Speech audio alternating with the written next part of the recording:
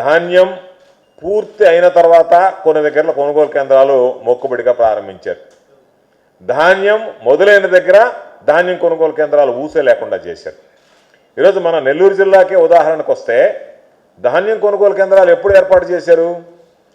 ధాన్యం మొత్తం అమ్ముకున్న తర్వాత దాదాపుగా అధికారుల దగ్గర ఉన్నటువంటి లెక్కల ప్రకారమే 7 లక్షల టన్నుల ధాన్యం వస్తే ప్రభుత్వం కొన్నది 10,800 టన్నుల ధాన్యం. అంటే 1.5% ధాన్యం కూడా రైతుల దగ్గర కొనలేకపోయింది. ఈరోజు రైతుల దగ్గరకు సంబంధించి ఇతర ప్రాంతాల మంది లేట్ ఖరీఫ్ కాబట్టి కాస్త లేట్ అయింది, లేట్ ఖరీఫ్ అర్లీ రబీ కాబట్టి మిగతా ప్రాంతాల్లో ఈరోజు ఖరీఫ్కి సంబంధించినటువంటి పంట మనం పనులు ప్రారంభిస్తున్నాం. మిగతా దగ్గర దాదాపుగా కొన్ని దగ్గర కోతలకు వచ్చింది.